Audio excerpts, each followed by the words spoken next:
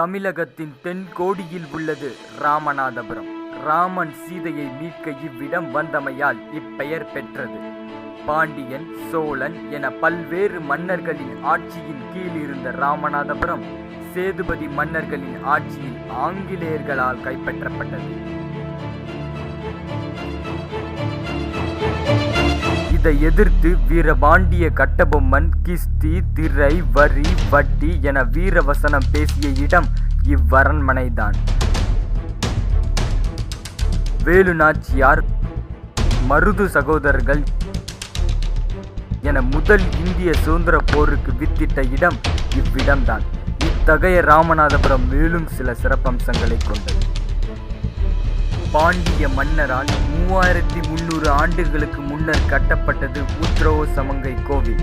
இது சிறப்பு மிக்கதாகவும் பல மர்மங்களை உள்ளடக்கியதாகவும் உள்ளது.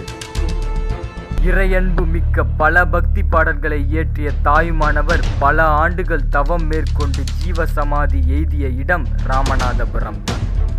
உலக அரங்கில் இந்து மதத்தின் புகழை தன் சொற்பொழிவால் நிலைநிறுத்திய விவேகானந்தர் அமெரிக்க பயணத்தை முடித்துவிட்டு இலங்கை மார்க்கமாக வந்த இடம் ராமநாதபுரம்.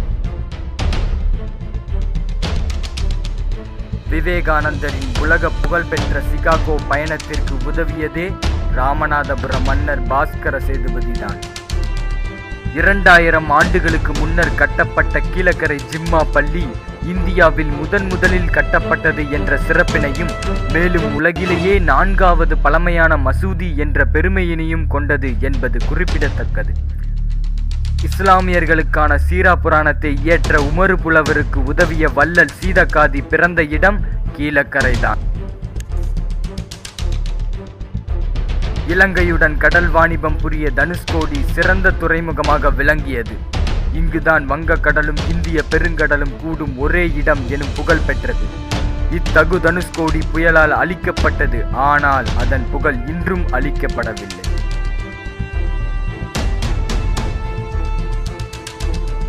இத்தகைய வரலாற்று சிறப்புமிக்க ராமநாதபுரம் மேலும் பல சிறப்புகளை கொண்டுள்ளது.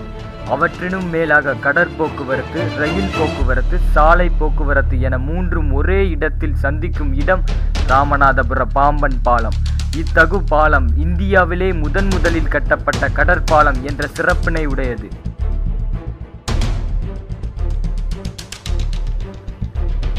இந்தியாவிலேயே பழமையான 2 நூற்றாண்டுகளை கடந்து இன்றும் பல மாணவர்களுக்கு வழிகாட்டும் ராமநாதபுர ஸ்வாட்ஸ் மேல்நிலைப் பள்ளி இந்திய அணுவியல் தந்தையான APJ அப்துல் கலாம் அவர்கள் பயின்ற பள்ளி எனும் பெருமையுடையது.